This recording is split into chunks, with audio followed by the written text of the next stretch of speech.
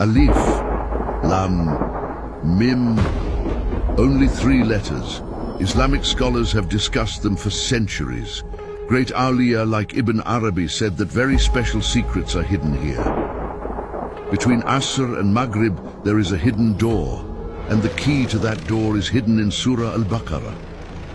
Inside it is Ayat al-Kursi, a verse that shakes the heavens and the earth. Inside it is Aman al-Rasul, a gift from the Miraj full of deep secrets. Surah Al-Baqarah is central to Islam. It carries the codes of the Prophet ﷺ life in Medina. It is powerful against magic, the evil eye, and illness. When it is recited, devils leave the house. For the one who asks, Allah gives what He wills. And this surah is a great source of hope for everyone who fears the grave. You are watching Religious Story TV. We are continuing our series on the surahs of the Quran. To not miss this series, please subscribe, leave a comment, and like the video. With your support, we can reach many more brothers and sisters. If you are ready, let's begin. As evening fell over the streets of Medina, a new voice began to rise. The Prophet was sitting with his companions, reciting newly revealed verses. His voice echoed through the narrow streets of Medina. Alif, Lam, Mim. This was not an ordinary sound. Arabic was their language. They understood every word, every letter and every sound went straight into their minds. But these 3 letters were different. The Jewish scholars of Medina had been teaching in synagogues for many years. For generations, they had taught the Torah. Their hands were dark with ink from writing books page after page. Because of this, the Quran called them ahbar, people who lived with ink. And now that unlettered prophet, a man who could not read or write, was speaking about letters, Alif, Lam, Mim. They were only 3 letters, but they created shock among the educated people of Medina. Because there was only one way to know letters, learning to read. But these were not letters learned through worldly knowledge. There were great secrets behind them. Whispers spread through the marketplace of Medina. Wait a moment, some people said. Who taught him the letters? We thought he was unlettered. He had not studied with rabbis or priests. He had received no education at all. He was untouched by schooling, like a newborn child. But now, some of the Jewish scholars began to search through their old books. Maybe there was a clue there. Maybe these letters had a meaning in the Torah, maybe a hidden code, maybe a sign. But they found nothing. Those letters stood there like a door. Even today, these letters are still seen as encoded. We will soon come to the very interesting explanations of different Islamic scholars. But now let us continue the story and read the verses that come after this coded verse, so we can understand the connection between them. The Prophet continued to recite, ذَلِكَ الْكِتَابُ لَا رَيْبَ فِيهِ هُدًى لِلْمُتَّقِينَ. That book, there is no doubt in it. It is guidance for the mindful. It was as if Allah was saying, you were curious about the letters. Now let me introduce the book to you. That is the book. Here there was a subtle detail. Allah did not say, this book, He said, that book. In Arabic, words of distance are not chosen randomly. You say this for what is near.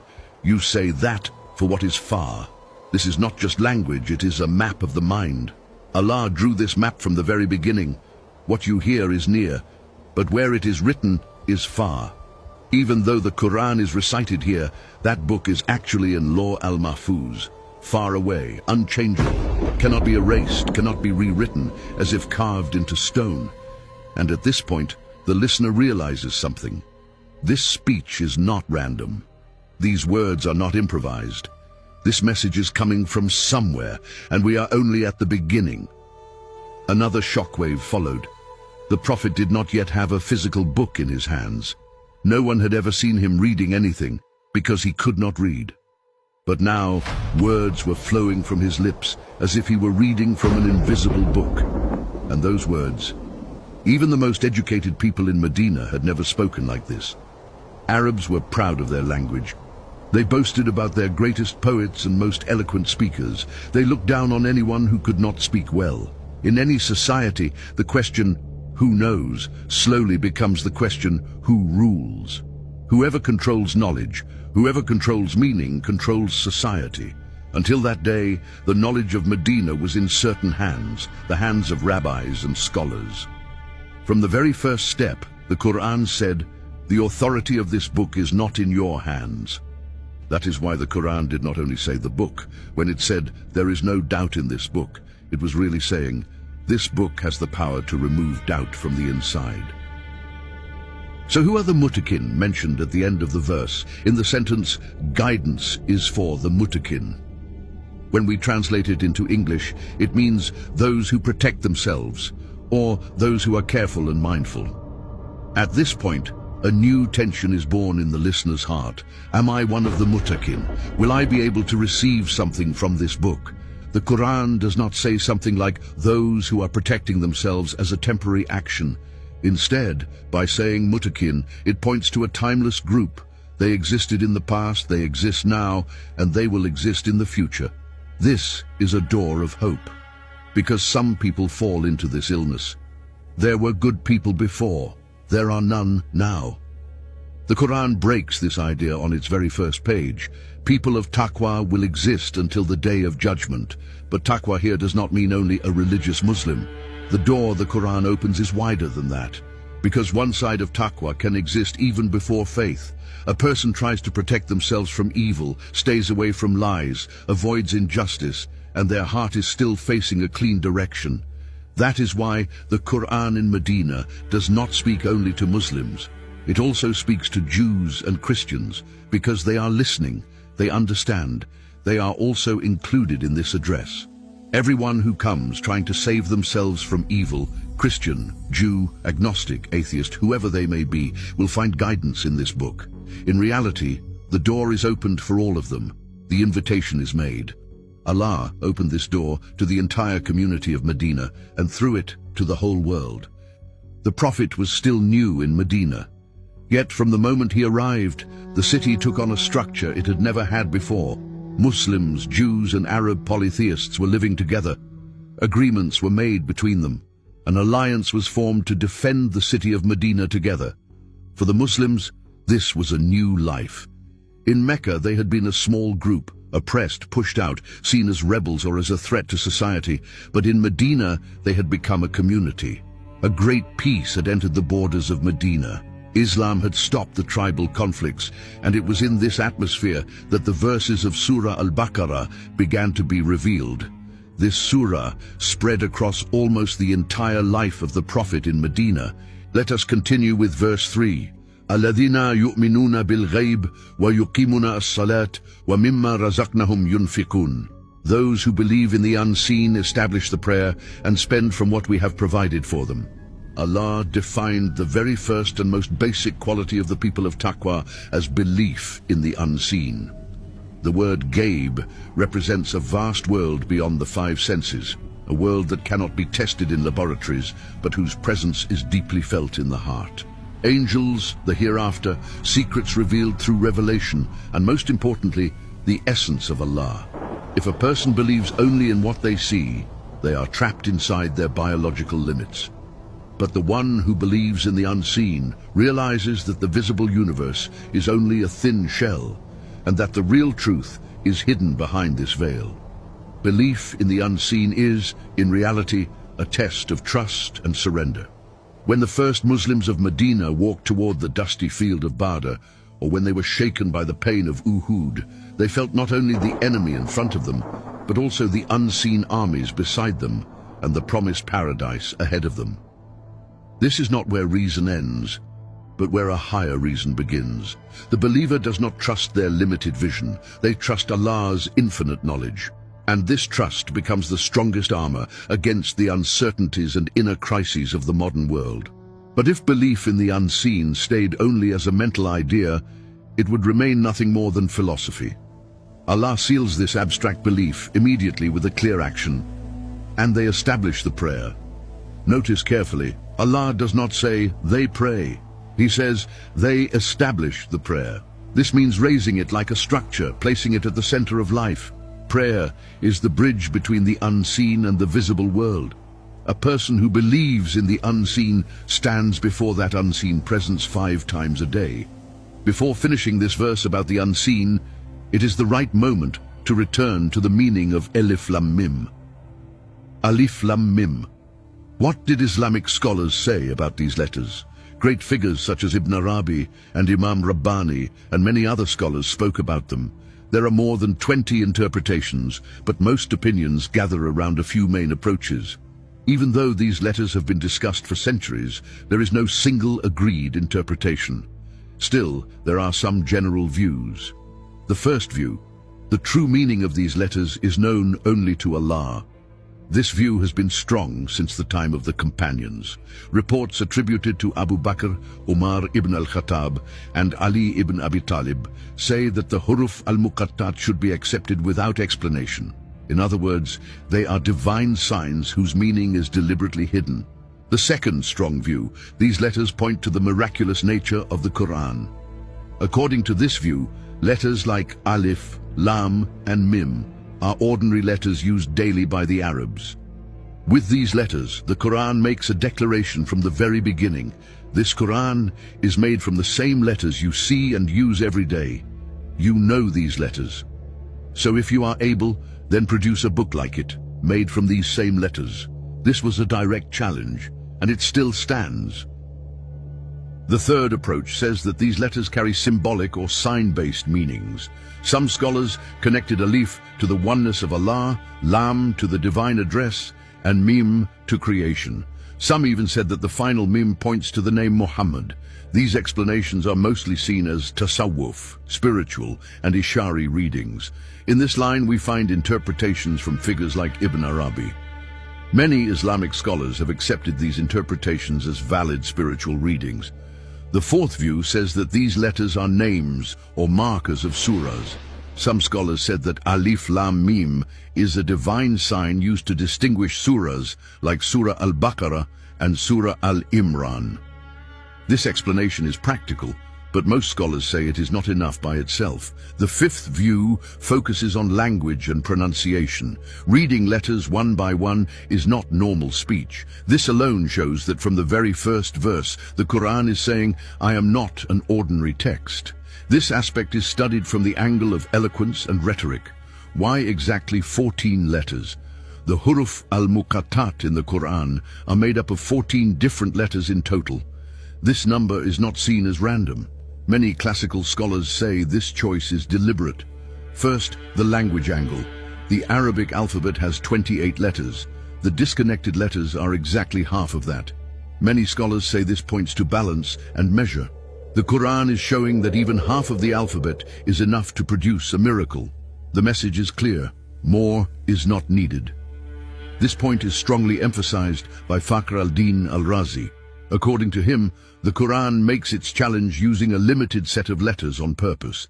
This way, no one can say some letters were missing. Another striking explanation is this: these 14 letters cover most of the sound points in the Arabic language, sounds from the throat, the tongue, and the lips. In other words, almost all basic human sound sources are represented. This means the Quran uses all the possibilities of the human voice, and still makes it impossible to produce anything like it. In the Tasawwuf tradition, this number is not taken as a fixed rule, but as a meaningful sign. For example, Ibn Arabi sees these letters as doors opening to different levels of existence. But he clearly says this is an ishari reading. He does not say this is the only meaning, but rather this is one possible way to read it. Why do some surahs have these letters and others do not? This question has been asked many times. There is no single answer, but there are strong explanations. First, it is important to know this. Most surahs that begin with huruf al-muqattat also begin by speaking about faith, revelation, the book, the unseen, and the speech of Allah. In other words, these letters usually appear at the beginning of surahs where the question, "What is the Quran?" is central. For example, Surah Al-Baqarah, Surah Al-Imran, Surah Yunus, Surah Hud, Surah Yasin. At the beginning of these surahs, the listener is shaken from the very first word. While expecting a normal address, they suddenly face letters. This creates a pause, a moment of tension, and gathers attention. Al-Zamakhshari says at this point, The huruf al-muqattat break the listener's habit. In this way, the Quran says from the very start, do not listen to me as if I am ordinary speech. So why are they not in every surah? Because the style of the Quran is not one single pattern. Some surahs begin with commands, some with oaths, some with stories. The huruf al-muqattat are one special doorway of this variety, but not every doorway belongs everywhere. Also, according to many scholars, the huruf al-muqattat are a test. If they appeared in every surah, this test would become ordinary. Their limited number and specific placement preserve their impact and mystery. So the general understanding is this: the huruf al-muqattat are used where they are needed for a special purpose. Where they do not appear, there is no lack. There is another wise beginning. An important point in Ibn Arabi's approach is this: he connects the letters themselves to the essence of existence, but he does not present this as a final or binding meaning. For example, he sees alif as a vertical line and says it can point to oneness. But he immediately gives a warning. He does not say, this is the meaning of alif. He says, alif can also be seen like this. This difference is very important. Ibn Arabi never uses the language of this is it when speaking about the huruf al-muqattat. He uses expressions like it points to, it opens, it shows. In other words, he makes symbolic readings but does not claim an absolute interpretation. Ibn Arabi also believes that these letters belong to a level of understanding specific to the Prophet. In his words, the huruf al-muqattat are truths that were opened to the Prophet, but not commanded to be explained to the community. That is why they exist in the Quran, but their explanations are not given. This silence is not a weakness, it is a conscious silence. Al-Qurtubi, on the other hand, takes a balanced position. He reports many of the interpretations about the huruf al-muqattat, but he strongly emphasizes one thing: these letters are a means of testing. Some people quickly say they are meaningless. Others go to extremes with interpretations. The correct approach is to accept that they carry wisdom, but not to go beyond proper limits. Now let us return to the verses and continue from where we left off. For a person who believes in the unseen and purifies their soul through prayer, a third step becomes unavoidable. Allah completes the unshakable foundation of the believer's character. وَمِمَّا رَزَقْنَاهُمْ يُنْفِقُونَ وَمِمَّا رَزَقْنَاهُمْ يُنْفِقُونَ, and they spend from what we have provided for them. In the date gardens of Medina, the wind was not only shaking the leaves, it was also shaking the idea of ownership. This sentence created a powerful echo in the minds of everyone, from the merchant in the marketplace to the woman sharing a handful of wheat in her home. Because this was not a simple call to help others. It was a deep shift in how existence itself was understood. It was saying, not yours, entrusted to you. The subtle detail in the verse cuts through the desire for ownership with a single strike: what we have provided for them. A person wants full control over what they think they earned with their own effort. They say, this is mine, I worked for it, I earned it. But revelation steps in and reminds them, the one who gives strength, the one who makes the earth grow, the one who gives intelligence, and the one who brings that wealth into your hands is Allah. You are only a distributor. The society of Medina had to feel this truth deeply, because ahead of them were great tests. Badr, Uhud, Kandak. The city had to be defended. The army had to be equipped. The hungry had to be fed. If the cry of my wealth rose, that society would collapse.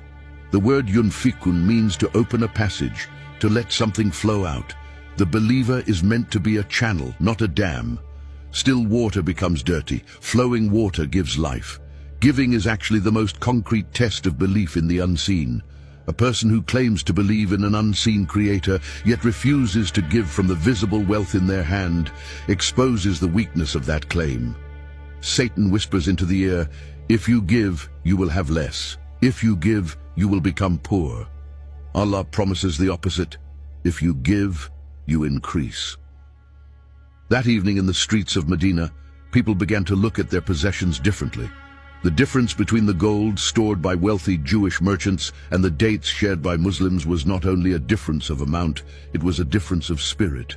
One searched for safety by storing, the other entered Allah's protection by sharing. After Allah establishes the servant's connection with himself through prayer, the vertical bond, he seals the connection with society through giving, the horizontal bond. The shoulders that stood equal before Allah in prayer now supported one another through giving. And this was not limited to money. Giving knowledge, giving time, giving a smile, whatever you have, taking a piece of it and adding it to the whole. Medina was no longer just a city. It had become a living organism. Every part was programmed to nourish the other. This was the unique fabric of the Madani Quran, taking ideals and bringing them into the streets. But this new society needed one more essential quality. It had to respect not only the revelation given to it now, but also the great chain coming from deep history, because Islam was not a break, it was a powerful continuation. How would the links of that great chain come together in the next verse?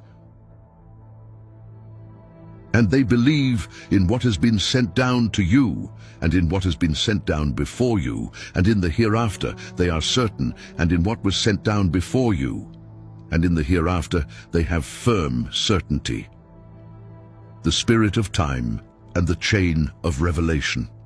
On that cool, star-filled night in Medina, the voice rising from Masjid an-Nabawi was not speaking only to the Arabian Peninsula. It was embracing the entire ancient memory of humanity. While Allah was shaping the identity of this new community, He did not make them a rootless people. Instead, He connected them to the most noble chain in human history. They believe in what was revealed before and in what is being revealed now. This verse had a strong effect on the social fabric of Medina. Think about it. On one side were the people of the book, proud of the Torah and the gospel in their hands. They saw Muslims as unlettered desert people with no deep revelation tradition. On the other side, Muslims could have become a group focused only on what was revealed to them, but the Quran did not allow this narrow view. When defining the believer, the Quran demanded a deep intellectual and spiritual openness. A Muslim could not limit faith only to what was revealed to Muhammad sallallahu alaihi wasallam. A Muslim had to believe in the coolness of the fire for Ibrahim, in the staff of Musa that split the sea, and in the breath of Isa that gave life, peace be upon them. This was a clear declaration. Islam is not a new religion. It is the final link of an eternal truth. A believer in Medina could feel themselves in the same ship as Nuh, in the same well as Yusuf, and in the same greatness as Sulaiman. This awareness lifted the Muslim out of narrow tribal thinking and made them an heir to a universal history. The Ahbar of Medina, the scholars stained with ink, had turned their books into objects of ownership. To them, truth belonged only to their hands. The Quran shattered this claim. Allah rejected dividing revelation into competing truths. He reminded them that all revelation comes from the same source, from the same teacher, Allah. The condition, believing in what was sent down before you, gave Muslims a deep sense of respect and inclusiveness. It also became the spiritual foundation of the famous Constitution of Medina that would later be formed with Jews and Christians. The Muslim no longer looked at the other as a complete outsider. Instead, they saw them as someone who was once addressed by the same truth, even if that truth was later changed. And with this verse, the Quran placed the Muslim firmly inside the long, unbroken story of divine guidance. From today's perspective, this verse carries a very strong message, especially for our brothers and sisters who live in non-Muslim countries and share daily life with Jewish and Christian communities. It opens the doors of tolerance and dialogue wide open, because our source is the same. Distortions may have happened throughout history, but one thing should never be forgotten. The return to the essence is a promise made directly by Allah. The Quran never addressed them simply as disbelievers. Instead, it gave them a distinct position by calling them Ahl al-Kitab, people of the book. Because of this, we, in Europe, America, Africa, and in lands where Christians live in large numbers, must keep communication alive with them and see our roots as close to one another. We should meet on shared values and, just like the peace established in Medina, work together today for world peace. We must build an alliance of civilizations, not a clash of civilizations. Against external threats and dangers, we can stand together and take a shared position. This has happened in history, and today, based on verses and hadiths, we say clearly, it can and will happen again. Allah is not calling Islamic civilization to war with Christian and Jewish civilizations, but to peace and harmony. Of course, this is not unconditional. It must be built on agreeing upon basic universal human rights and freedoms and reaching a balanced model like the one established in Medina based on shared human values. And this wide historical vision had to be tied to one final point. Otherwise, it would remain only historical awareness. The verse ends with a striking conclusion, and in the hereafter, they are certain, they have absolute certainty. This is the breaking point of the story. The word "they believe" is replaced here with something stronger. They know with certainty, without doubt. Why? Because the hereafter is not a theory or a philosophical possibility. For the believer, the hereafter is more real than the ground under their feet and the air they breathe. This was the secret behind how that small group in Medina could challenge the world's great empires. A person who is certain, at the level of yaqeen, that they will die and be held accountable, cannot be bought with gold, nor frightened by death. Yaqeen means knowing something as if you see it with your own eyes. The strength behind the hand that held the scale honestly in the markets of Medina was that it saw the divine balance. The strength behind the knees that rose at night for prayer was that they smelled paradise. By bringing together these 5 qualities, belief in the unseen, prayer, giving, belief in previous revelations and certainty in the hereafter, Allah defined the complete human of the new world. Once this character was built, victory became inevitable. So what was the great outcome waiting for those who carried these qualities? And how deep was the darkness of those who stayed outside this path? Now, let us move on to verse 5. Ulaika ala huda min rabbihim wa ulaika humal muflihun. Those are upon guidance from their Lord, and those are the ones who are successful. On that misty morning in Medina, just before dawn, the verses echoing in Masjid an-Nabawi made the crossroads clear. After listing those 5 unshakable qualities, belief in the unseen, prayer, giving, the chain of revelation, and certainty in the hereafter, like beads on a string, Allah announced the result of this great character-building process. Only they are on true guidance from their Lord, and only they are the ones who attain success. Every word in this sentence rose like a victory anthem. In the deep beauty of Arabic, the particle Allah means being on top of something, standing firmly on a mount. Allah does not simply say, they are guided. Their guidance is like a strong ride beneath them. The storms of life, the sound of swords at Badr, or the temptations of the markets of Medina cannot throw them off. They are on guidance. Their direction is clear, their speed is steady, and control is in their hands. And this guidance comes from Rabbihim, their Lord. This word whispers belonging and protection. They are not abandoned. With every step, they are under the care of the owner of the universe. So who are the successful ones? The word comes from falah, which means a farmer breaking the soil. Think of a seed under the dark earth, crushed by heavy weight, but with the life inside it, the seed breaks its shell, splits the soil, and reaches the light. That is success. A person crushed under the weight of the world, the chains of the ego, and the whispers of Satan. When they hold on to these 5 qualities, they rise like that seed. Saying they are saved is not enough. They break their chains and reach the highest level of existence, freedom and lasting success. Those humble people walking in the dusty streets of Medina were confirmed as true heroes of falah. But the brighter the light, the deeper the shadow. The rhythm of Surah al-Baqarah suddenly changes. The atmosphere becomes heavy. The words turn into a warning cry. From the bright face of guidance, we hit the deep darkness, the walls of denial. There were signs in the Torah and the Gospel about the coming of the Prophet, but people did not want to see. Some did not see because they did not read. Some did not see because they did not understand. Some saw but refused to accept. Some of the Jewish scholars in Medina recognized the Prophet. His qualities were written in their books, but most of them denied him. Why? He is not Jewish. He is Arab. How can he be a prophet? Allah says in the Quran, they recognize him as they recognize their own children, yet some of them knowingly hide the truth. As they recognize their own children. What a powerful expression, meaning when they saw the prophet they said among themselves, "This is him." But in public they denied him. Why? Pride, jealousy, worldly benefit. If we accept him, what will happen to our position? What will our knowledge be worth? People will listen to him, not to us. But some were different. Abdullah ibn Salam radiallahu anh was one of the greatest rabbis of Medina. When the Prophet arrived in Medina, he went to see him. He said, "When I looked at him, I knew this was not the face of a liar." And he became Muslim. Some from his family and community also became Muslim, but most did not. What does this mean today? A Muslim loves Musa, loves Ibrahim, loves Isa, loves all the prophets. A Muslim does not say, "My prophet is the best." A Muslim says, "All prophets are messengers of Allah. I respect all of them." A Jew honors Musa, rejects Isa, and denies Muhammad.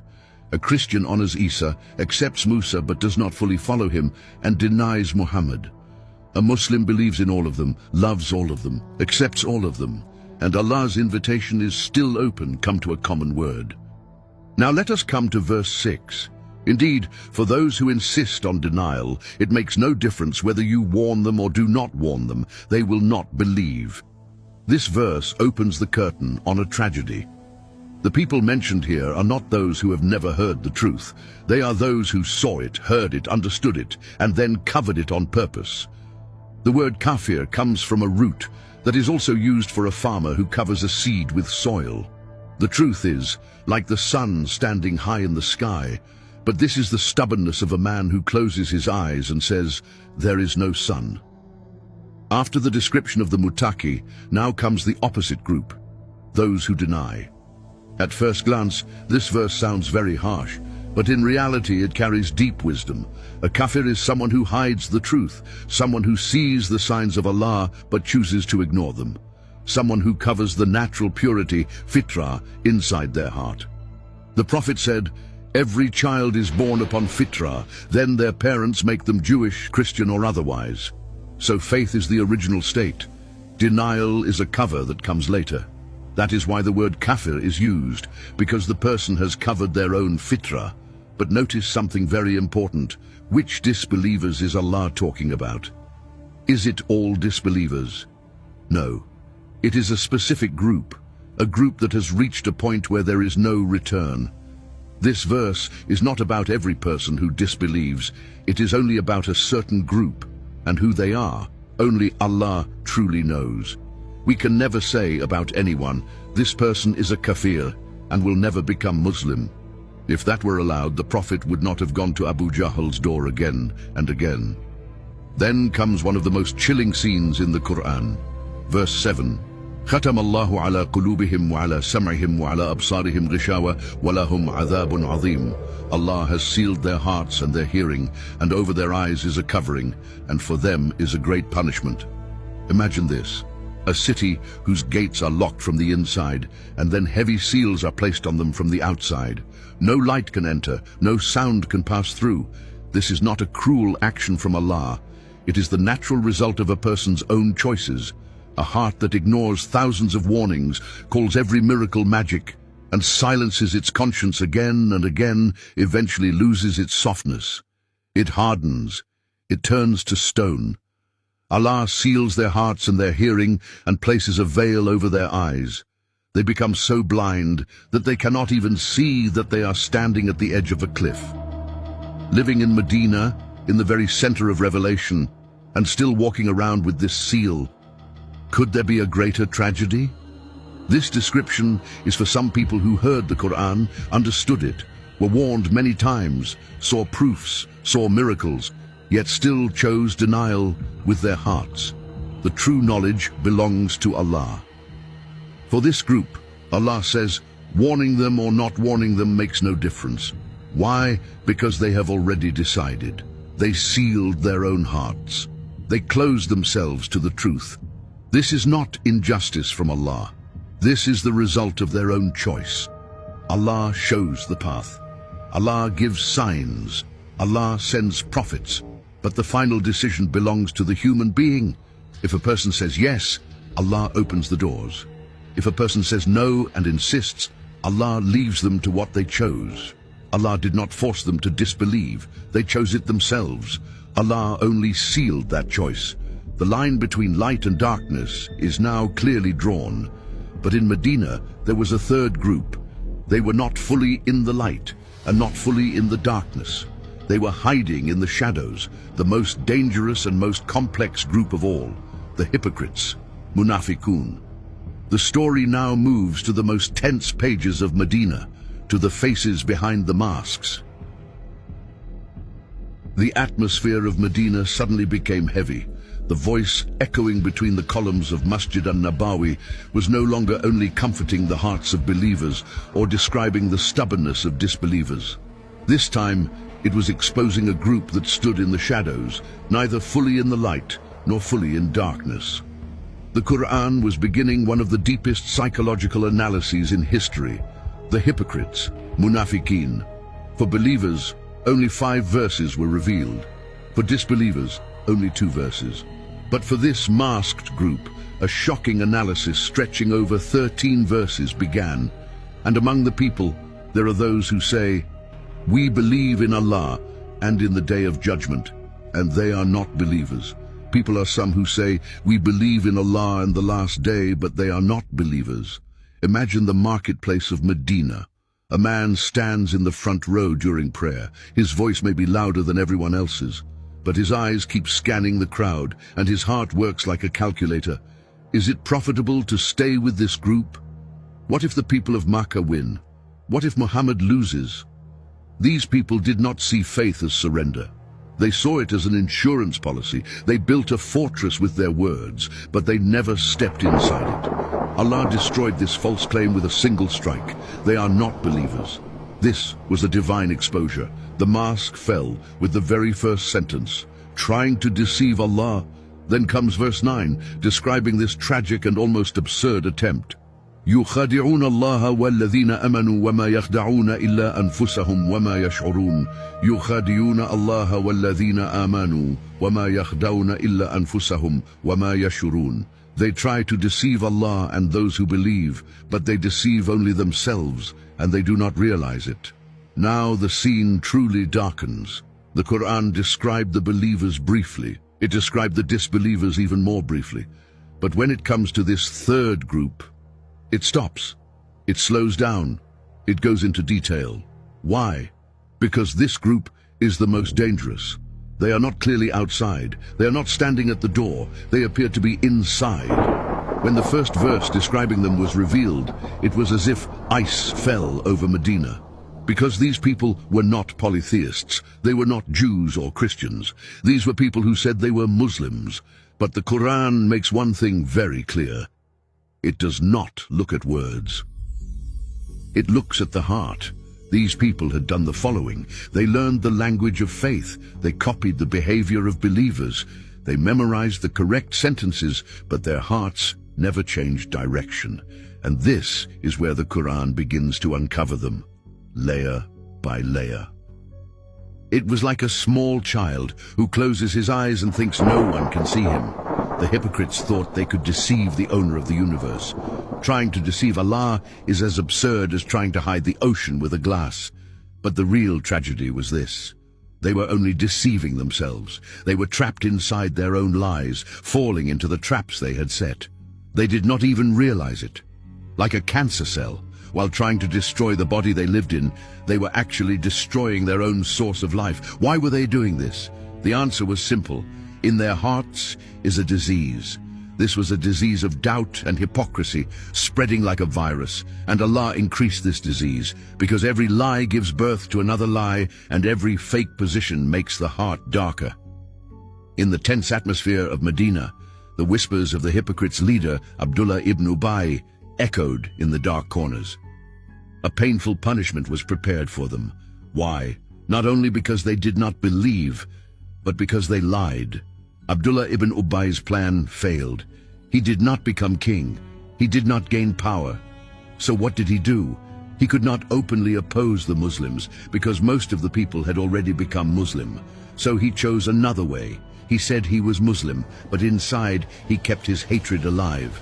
This is the root of hypocrisy, loss of status, loss of power, loss of personal benefit. He comes to the mosque. He says, Alhamdulillah, I am Muslim. He prays, he fasts, he gives charity sometimes. But why does he do it? For Allah? No, for show, so people will not suspect him. In another place in the Quran, Allah says about the hypocrites, when they stand for prayer, they stand lazily. They show themselves to people, and they remember Allah very little. So they pray. But how do they pray? Without desire, without heart, out of obligation. Why do they pray? For Allah? No. So people will see them. This is the difference of the hypocrite. Outwardly a believer, inwardly not. The Islamic community was built on honesty. Those who place the explosive of lies at the foundation of this building face the strongest warning. This is not ignorance. This is not lack of knowledge. This is not even simple doubt. This is wanting to play on both sides. In Medina, this was very common. On one side, the Muslims were growing stronger. On the other side, Makkah was still a threat. There were Jews, political balances, and power struggles. Some people thought, let's wait. Whoever has power, we will stand with them. Let's keep every door open. This is where hypocrisy is born. Hypocrisy is not only a belief problem, it is first a character problem. That is why the Quran describes this group in the longest way, because they do not harm only themselves. They slowly rot the society from the inside. Then the Quran brings a very striking metaphor. Their example is like one who lights a fire. Imagine the scene. A dark desert, a group of people lost. Someone lights a fire, the fire burns, everything becomes visible, everyone feels safe. And then, suddenly the fire goes out, and the darkness falls, heavier than before. The Quran says, this is how these people are. They experience a moment of light, a moment of closeness, a moment of security. Then they pull back, and the darkness becomes even deeper. Here the Quran touches a very subtle point. Touching faith, but not surrendering, can darken a person even more, because now they can no longer say, I did not know. And the Quran describes them like this. They are deaf, mute, and blind. But again, this is not physical. It is a chosen blindness. They do not hear what they do not want to hear. They do not say what they should say. They do not see what they should see. Then comes the most striking sentence. They do not return. This is not a declaration of fate. It is a description of a condition. They do not return because they do not want to return. Here, the Quran teaches something very important. The most dangerous person is not the open disbeliever. The most dangerous person is the one who refuses to face themselves. And now, the opening scene of Surah Al-Baqarah is complete. 3 groups, 3 attitudes, 3 paths of destiny. When they are told, do not spread corruption on the earth, their answer is the same defense we still hear today.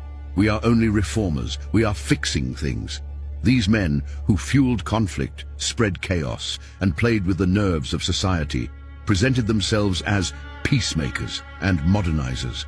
And Allah placed the final point. No, they are the corruptors themselves, but they do not realize it.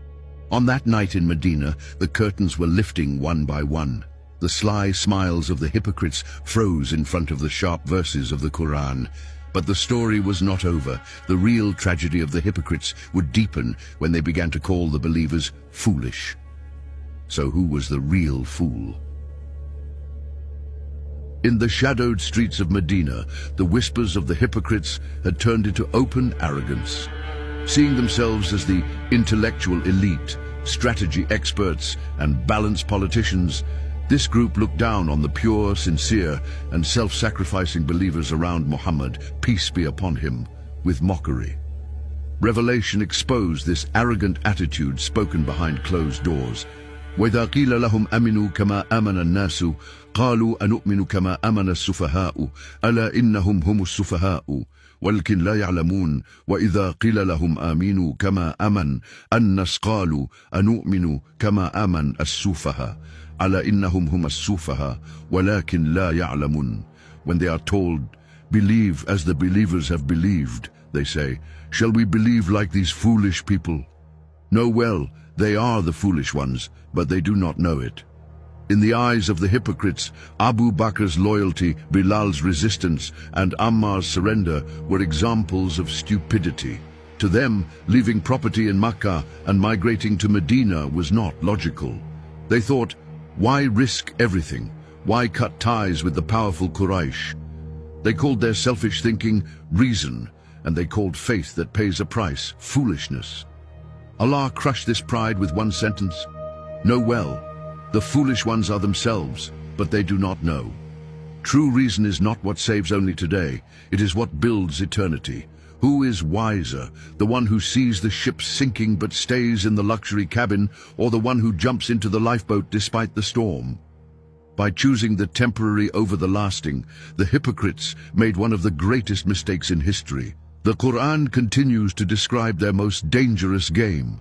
وَإِذَا لَقُوا الَّذِينَ آمَنُوا قَالُوا آمَنَّا وَإِذَا خَلَوْا إِلَى شَيَاطِينِهِمْ قَالُوا إِنَّا مَعَكُمْ إِنَّمَا نَحْنُ مُسْتَهْزِئُونَ وَإِذَا لَقُوا الَّذِينَ آمَنُوا قَالُوا آمَنَّا وَإِذَا خَلَوْا إِلَى شَيَاطِينِهِمْ قَالُوا إِنَّا مَعَكُمْ إِنَّمَا نَحْنُ مُسْتَهْزِئُونَ. When they meet the believers, they say, "We believe." But when they are alone with their devils, they say, "We are with you, we are only mocking them." In the mosque, they shake the believers' hands and say, "We are with you." But their real stage is at night, in hidden corners of Medina, or inside their tribal fortresses, where they speak very differently. The hypocrite is a spiritual refugee, trying to benefit from both sides, but belonging to neither. Allah's response to their mockery is shocking. Allah mocks them. What had they done? Allah explains it with a powerful trade image. They are the ones who bought misguidance in exchange for guidance. They had guidance as capital, but they chose the worst product, misguidance. And the result? Their trade did not profit. For the merchants of Medina, this image was very clear. These people were bankrupt traders who lost not only their faith, but also their peace and their future. Then the Quran draws a cinematic scene. A man lights a fire in the darkness, the light of faith. Everything becomes visible. Just as he is about to warm himself and see the path, Allah takes away the light and leaves him in deep darkness. They are deaf, mute, and blind. They will not return. Then comes a second scene. Heavy rain pouring down, lightning flashing in the sky, thunder shaking the bones. The hypocrite, afraid of death, puts his fingers in his ears. Each time lightning flashes, a truth appears through revelation. He takes a few steps. When darkness returns, he freezes in place. In Medina, lightning was flashing. Revelation was exposing the real faces behind the masks. The hypocrites were afraid. The believers were walking toward certainty. But Allah's address would not stop here. After all this analysis, a great call to all humanity would come. Worship your Lord who created you. But why would this call be crowned with the example of a mosquito? We have reached the end of this video. If this video reaches 20,000 likes, inshallah we promise to continue with Surah Al-Baqarah. If you show interest, more of our brothers and sisters can benefit from this tafsir. Our goal is simply to help this video reach more people.